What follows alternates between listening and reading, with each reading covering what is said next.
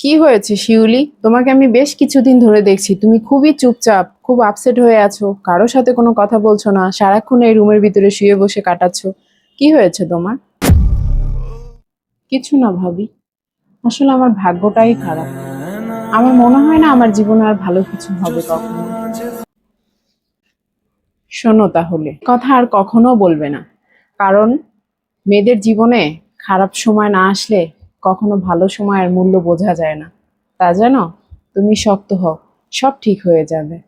কিন্তু আমি আর পারছি না ভাবি, আমার খুব কষ্ট হচ্ছে। আমি এই জীবনটা আর একা একা লড়তে পারছি না।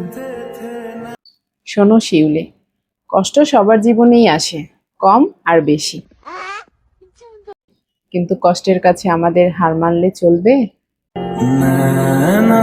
আচ্ছা ভাবি, একটা মেয়ে ডিভোর্সের পরে এত কেন কষ্ট সহ্য করতে হবে? যার কোনো অন্যায় নাই, যার কোনো অপরাধ নাই, আর যারা অন্যায় করে অপরাধ করে তারাই সুন্দর ঘুরে বেড়ায়। শোনো, তুমি কখনো একা নও, তোমার ভাইয়া আছে, আমি আছি, তোমার পাশে আমরা সব সময় থাকবো, ইনশাআল্লাহ।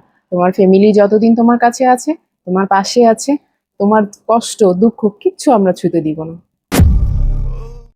তুমি আবার এখানে মন খারাপ করে দাঁড়িয়ে আছো? আমি তোমার ভাবি না, আমি তোমার একটা বড় বোন। তোমার দুঃখে সুখে সব সময় আমাকে পাশে পাবে। সত্যি ভাবি, তুমি আসলে আমার জীবনে না থাকলে আমি খুব ভেঙে পড়তাম। ননদ ভাবির সম্পর্ক যখন মিষ্টি হয়, তখন সংসারও হয়ে ওঠে আরো সুন্দর। আলহামদুলিল্লাহ, প্রতিটি ঘরেই এরকম এক একটা করে ভাবি থাকা উচিত।